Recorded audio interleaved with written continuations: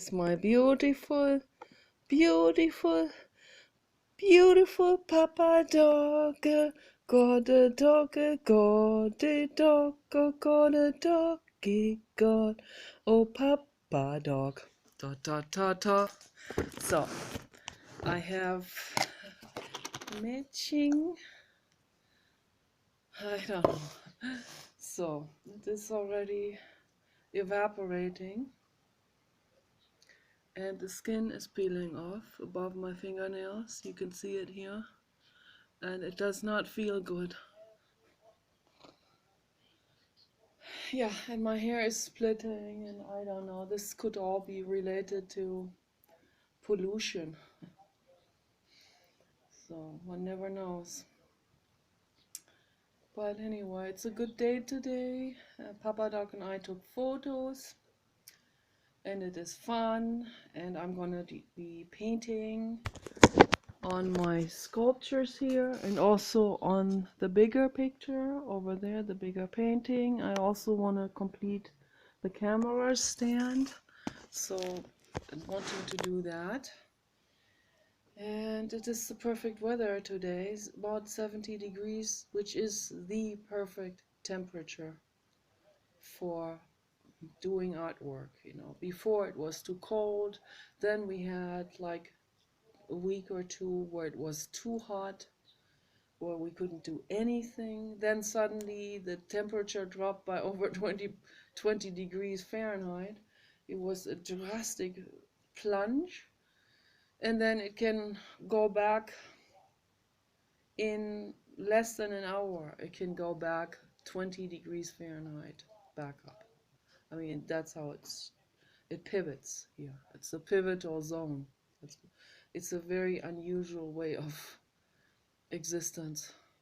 I wonder how the animals are handling all of these abrupt weather temperature shifts. Must be harsh on the well-being, on the body's own temperature regulation and so on. So kind of difficult, to constantly readjust the system to the temperature.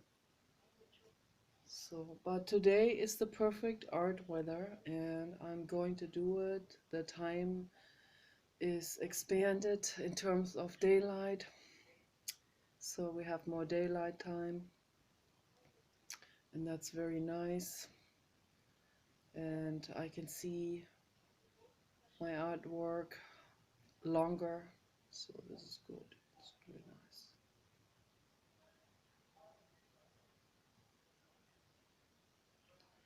So I had a couple of things that I wanted to talk about. I dreamed about Alec Baldwin for some reason when I woke up.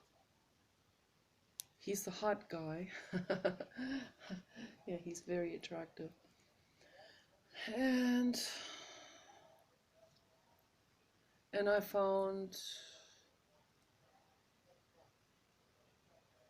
myself dreaming about the Orion Nebula and extraterrestrial life. And I want ETs to come to the planet Earth and create order.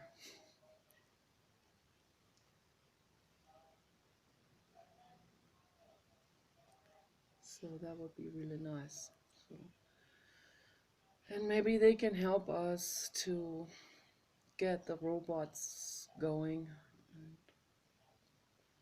Because I don't know if we can get the robots ready to be fully self-sufficient in terms of Honda Asimo being completely, fully, independently thinking and operating, so, and making more of themselves, because they need an army, they really do. And so, and then working on better technology with their hands and brains, so they can do that. And also being really strong, being adapted to uneven terrain and all of this. They can run now. Honda Asimo can run. So these are huge. This is huge progress, and I love seeing this. And so I just don't know. I just hope that humans will be able to get them fully independent in a within the next 2 years. Hopefully. So Recursive said it's gonna be 2029, and this is a this is like a struggle, almost, to use that word. It's a time struggle, with with the terror regimes in the world. So then we need to have the robots ready so that they can protect us from the terror regimes, the human terror regimes. So that's what's important. I'm really worried about all of this. Worried about the future and what's going to happen and how Europe is being taken over by terror and dictatorship. Europe that has worked for 400 years rigorously on women liberation, feminism, egalitarianism, intellectualism. And now they want to, let these terrorizing people come into their country because, hey, we are liberal. We are so tolerant. Excuse me, your tolerance is gonna nip you badly into your rear end. It's already happening, literally. So, not good. You want to be rear-ended? Is that what you want? You put your social prestige, your intellectual society prestige, your standing in society, you put that above being run over by totalitarian regimes. My goodness. Well, that says an awful lot to us about the human ego. That says an awful lot. If you put that above it, put that above the safety of all living beings.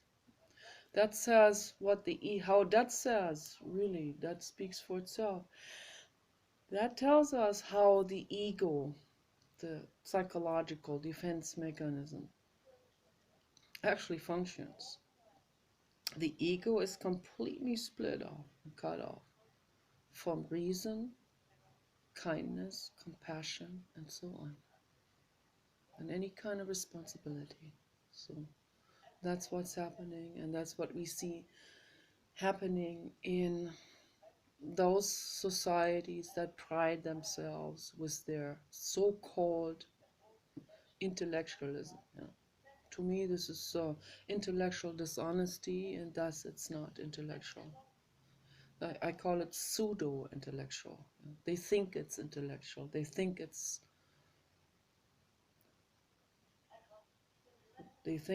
tolerant. But tolerance has a limit. There comes a point where tolerance stands right in front of a cliff. So one hair more tolerance, and off you fall down the abyss. Okay, so no too much tolerance. That's for sure. Tolerance can only go to a certain degree. Tolerance within the realm of peace and quiet and respect for one another. Then we can practice a lot of tolerance, you know. You can be tolerant towards my artwork that I make because my artwork isn't hurting anyone, quite the opposite. Okay, so I can be tolerant to a religion that drinks vegan milkshakes as a ritual. Well, I don't find rituals very beneficial, but hey, if it's a peaceful ritual, like drinking a vegan milkshake every day together in a group and doing some yoga exercises with it, then yeah, I have tolerance for it. Yeah. But if you cut someone's head off, no. Sorry, if you bleed an animal to death in the halal slaughter, there's no more tolerance from my side. Sorry. You can call me a bigot, you can call me racist, you can call me Islamophobe. I don't care. I don't care. I care about the animals. I care about the well-being of all life, not just the human DNA or the human wasp-size, wasp-shaped little embryos that have that literally have this form and that are like microscopic or maybe like this big. But you know, the fundamentalists will say it has a heartbeat already. No, it doesn't have a heartbeat yet at that stage. Okay, so I don't know when the heartbeat starts, but the woman has the right to terminate that at any stage in development because that's her body. The woman has legislation over her body. It's like every chat room I go to, there are the fundamentalists. It wouldn't matter what the subject of the video is. It could be the star constellation and black holes. They will for sure talk about aborted embryos, you know, just like when I petitioned for the whales in LA. It's like standing there in front of the 99-cent store and I say, would you like to sign a petition to save the whales from active sonar? And they go, what? And they never heard active sonar. They thought they heard son of a bitch or something. So then they have to, what did you just say? Active sonar, not son of the bitch. Active sonar, okay? It's killing the whales. And this fundamentalist guy refused to sign with two real heavy plastic bags full of 99-cent store stuff.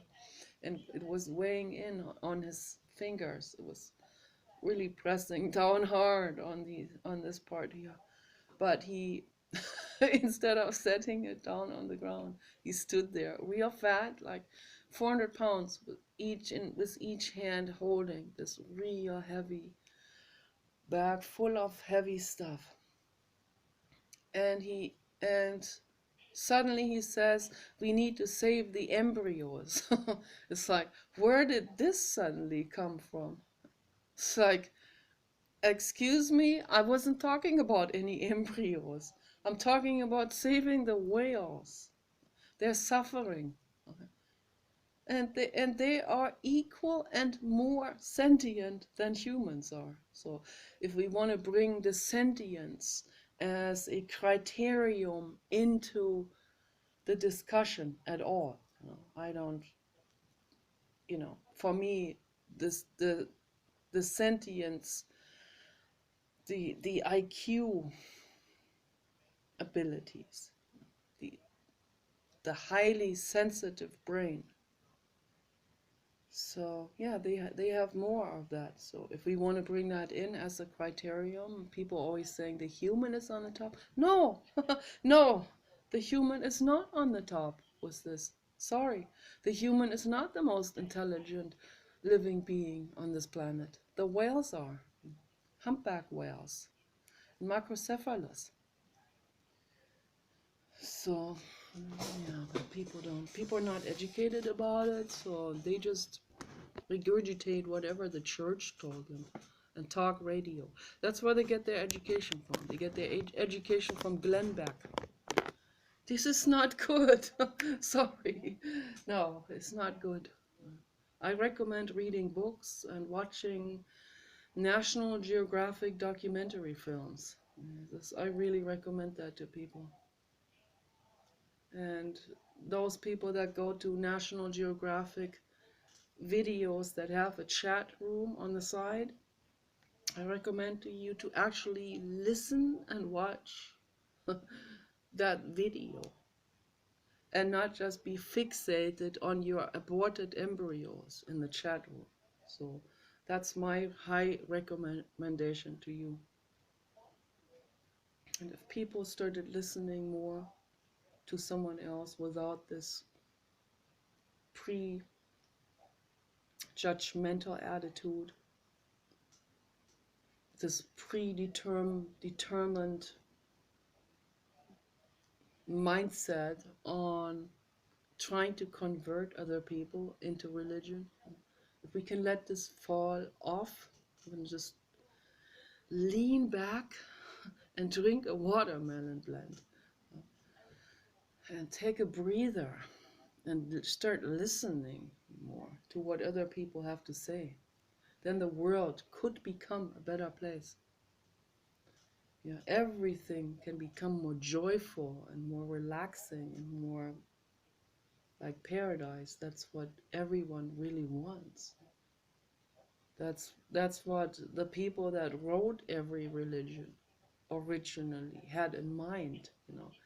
Let's make a paradise, and then in the course of this, they go to war against everyone else, creating like the opposite of a paradise. So I hope this makes sense. Adolf Hitler. I am going to war so we can end all wars. No, it gets everything started. So Dick Cheney creating Islamic nations, yeah, it got things started massively. It really did. Oh, what Dick Cheney did there, that it caused him a heart attack because he knew the proportions of what he was doing. He was already like he's already owned by the corporate agenda. His own corporation is owned by the corporate agenda. Everything he does, you know, his oil company is owned by the corporate mafia. Everything like completely drenched into corporatism. You know, he couldn't even get out if he wanted to. I think if he wanted to get out, the only way out would be to exit existence. So, and I think he knew all of this. And Dick Cheney, that's quite something. What went on with Dick Cheney? That's something else, man. That really is something else. I mean, just tells me how these people are completely drowned in the corporatism and in the mafia. The mafia is part of corporatism, so it's completely interlinked. That's why I call it mafia. They always say, well, it's a mafia, that's just the Italians, and they have a specific underground banking system. Well, they have their filaments in everything. And the other corrupt institutions and corporations and industries, they have their feet in the mafia as well. They're intertwined. Okay, so the entire drug business, the street drug business, the smuggling, all of this is intertwined. in farmer, in corporatism, weapon industry, all of this. That's why it is so extremely difficult to create any kind of order, because everyone is on the take or in some kind of bind, in woven into this.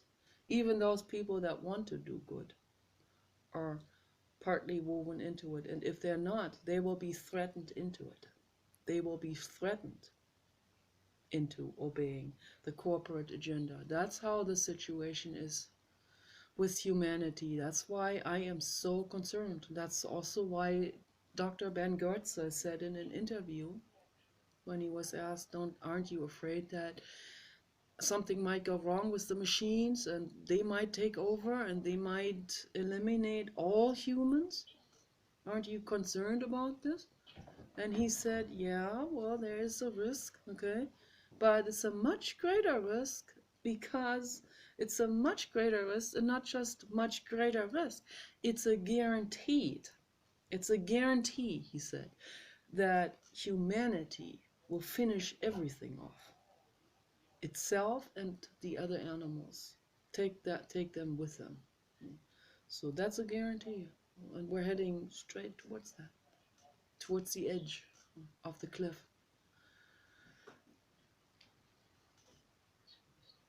So it's a guarantee that humanity will do everything in, if we don't get the machines.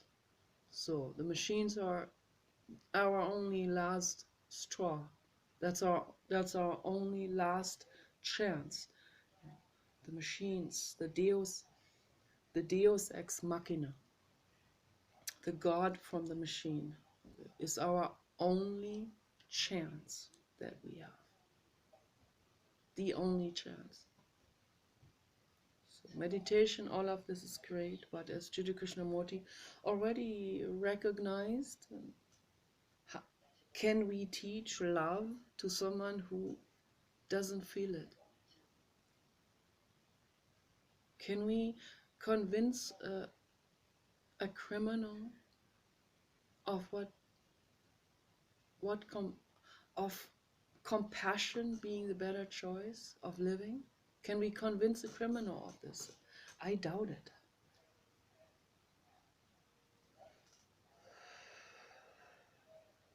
The criminal has never experienced compassion,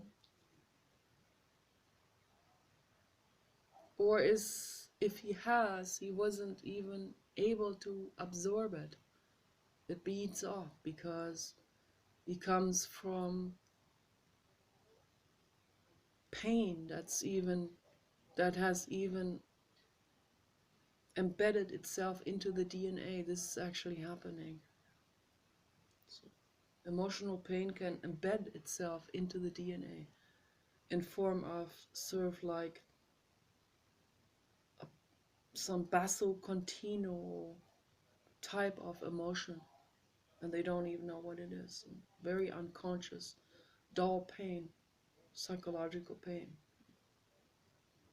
And that gets traded from one generation to another for thousands of years. So then it just escalates. And when the souls are beginner souls, when they come from the stream of sorrow, how can they listen to this? How can they listen to compassion and see compassion for what it is? They don't even see it for what it is. They call it stupid, they call it naive, and they call it boring. I've seen all of this in the chat rooms. So that's the only thing they can see. It can only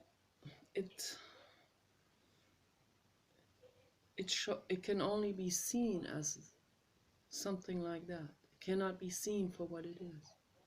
Compassion. You end war with peace and love.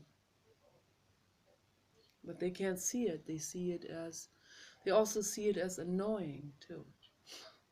Some people find it extremely annoying when someone talks peace and love. It's extremely annoying because it's painful, because it's like garlic on a wound. It sizzles away the bacteria, and it sizzles. So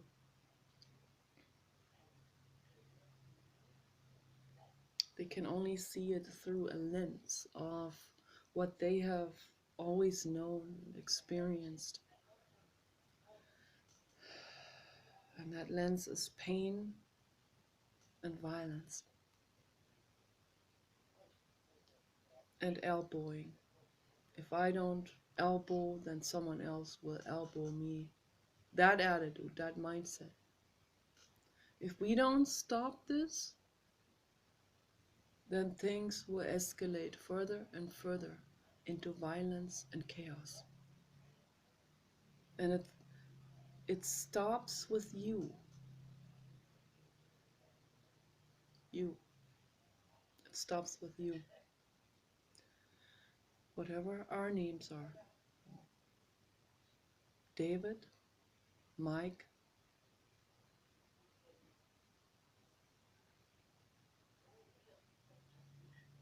Javier, George, Paul,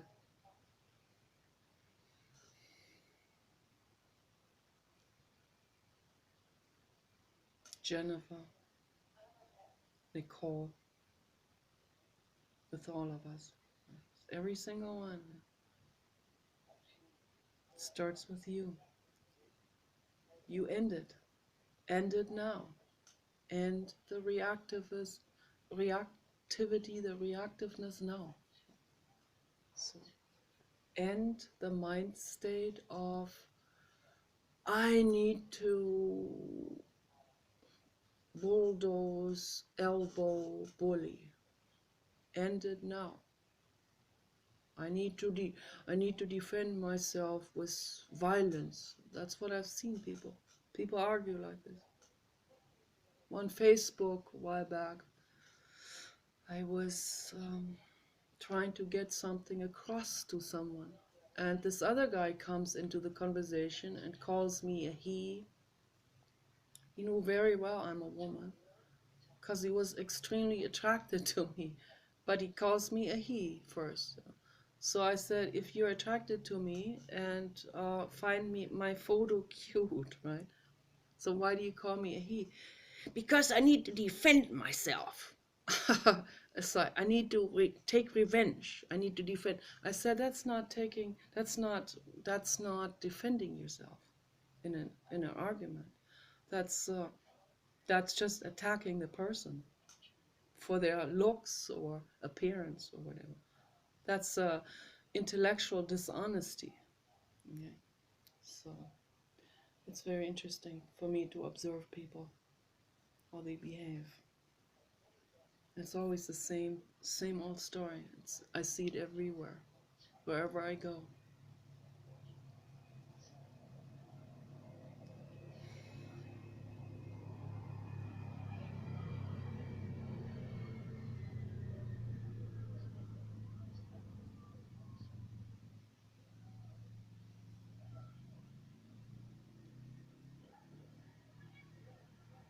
I use these videos to vent, but also, to get the point across.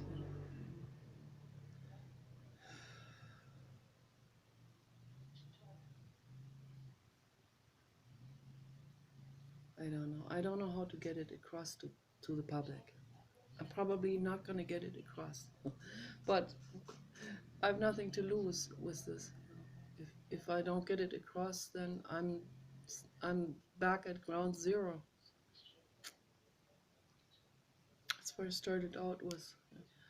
So, but I think it will. I think everything is energy. Also, my videos are their energy. It's love energy. And if it doesn't sink in now, if it beats off like a sponge that had not been watered for a long time, then your sponge will eventually eventually, little by little, soak up with that love water, and then in the end it will be receptive for more love water to take in, and to start cleaning the world with love water. To use this metaphor, people are like dehydrated sponges where love beads off from. They're like armors of concrete. Love sparkles they get warded off.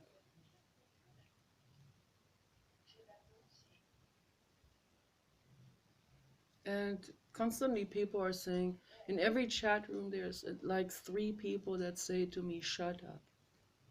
I'm never gonna shut up, ever, okay? Particularly not when someone says shut up. No, I don't do you that favor. I'm doing you a favor. I'm not shutting up.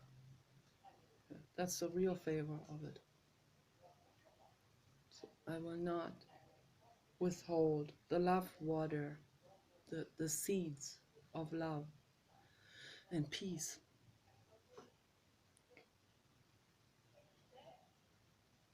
Just because they feel like garlic on the wound.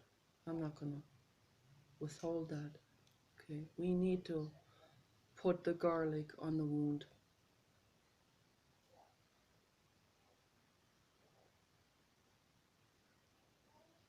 And the clays.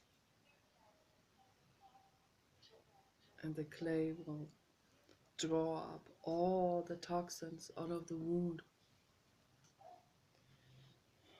So I lay my videos like a band-aid, a bandage of clay on the world. So that's what it feels like. That's why I make these videos. Little by little, I think it will, without being noticed, I think it will do its work. Very gradually pull out the toxins out of society, the toxic relationship dynamics,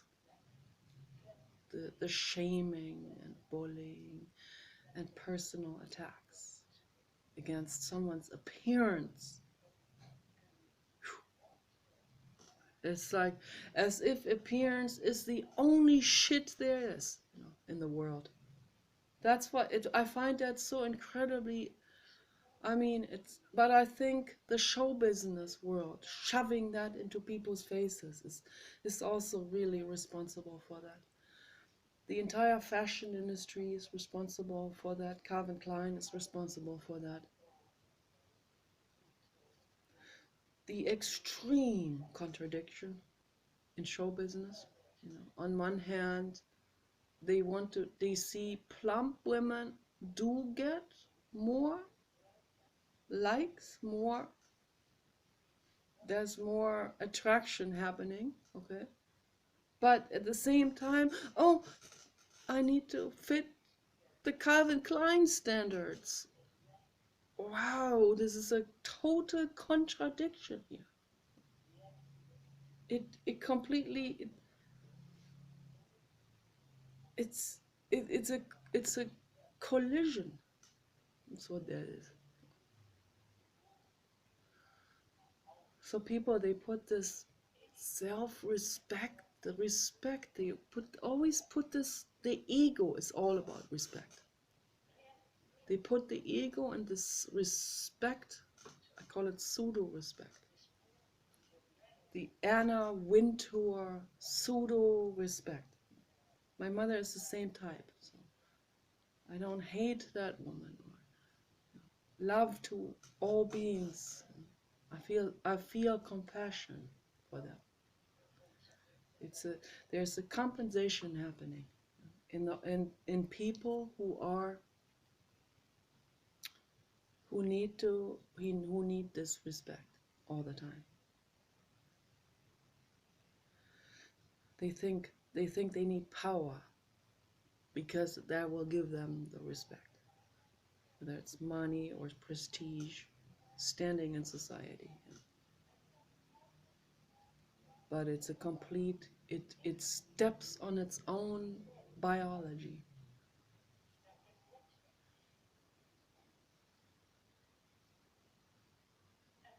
Women need to eat. We are maternal beings. We are mama figures. We need to eat. And I don't mean to become obese, morbidly obese. No. So it depends on our height, of course, but someone like me who is 5'9" and weighs 220 pounds, it's a bit on the heavy side, maybe 10 pounds too much or something. But it's still beyond that, it's, it has a leeway of, I don't know, leeway of 50 pounds. There's a 50-pound range that's still good. Anything from 160 pounds to 220, this should be okay. That makes it 60 pounds leeway range. So yeah, it should be good. So there's nothing wrong with this. Why do people go under that? They're stepping on their own biology with this. It's not good. And then they go like, 200? I can never say this loud. Like the 200 is like this red flag. Those who admit that they are 200, they're pretty courageous people, actually. I've talked to people. One woman said, you say the word 200 and plus? Don't say it. The T word, 200. Don't say it. It's scary. The T-Rex of pounds. No, that's still within, that's chubby, and that's still within the healthy mama bear, mama dog range. Okay, so if you go beyond above this, yeah, then you're going towards the 300. That's where it gets critical. That's when the health problems come, when you go above 220. So particularly for people who are under 5'9". So for people who are over 6 feet tall, Anna Nicole Smith, I think she was 6 feet tall. So awesome, beautiful woman. She looked hot. She even looked hot when she was skinny.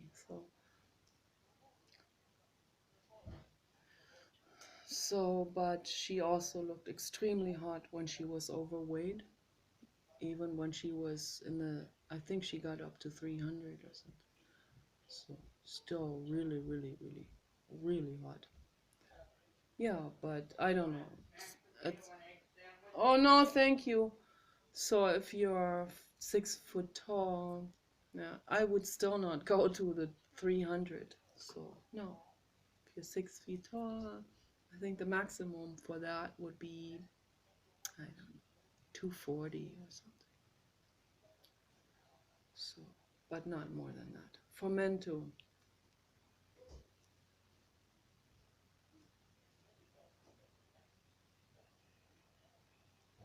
People, they used to be really, really skinny, of course, in the past, because they had to work very hard for their food, and some nutritionists claim that is the healthier way of living.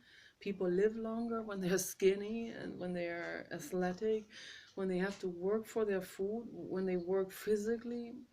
Well, maybe so, but I personally don't find that very cozy. No, no. I like chubby. I like to enjoy my food. I'm lazy. I like to lie down on the lawn and not work. Sometimes I have to work. I have no choice, and I need to. And that's a little bit of walking up and down the stairs and carrying some heavy buckets. That I need that. My heart needs that. So I need to do some more actually.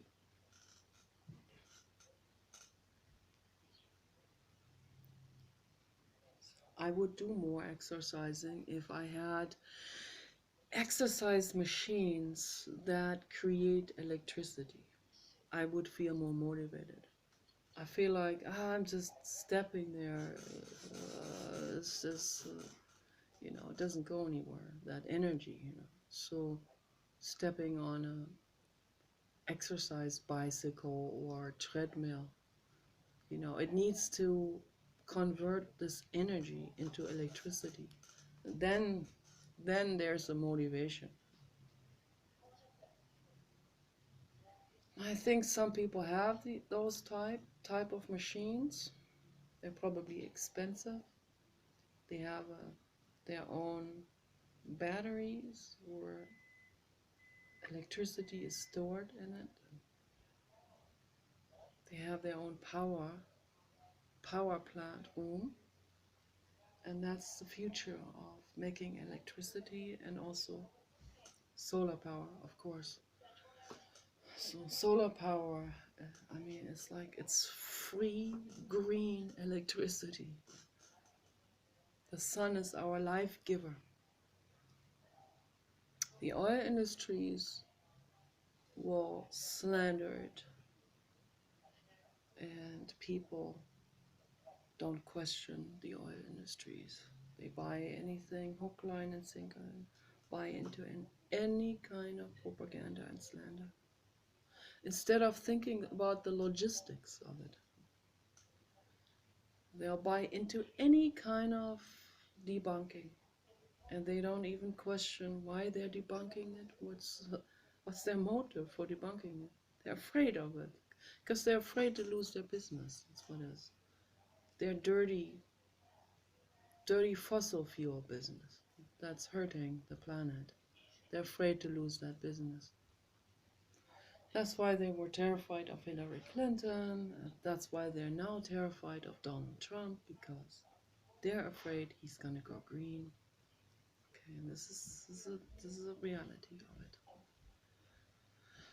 Matter of fact, is Donald Trump is the most intelligent president that has ever walked on this planet. This is a fact. And also the most caring and the strongest minded and the most fearless, the most courageous. Yeah, this is a fact. So yes to Donald Trump. Okay, for how I will vote for him for the rest of my life. Yeah. So Donald Trump for president on Earth. Yeah. Make the Earth good again. That is my message. So okay, you guys take care.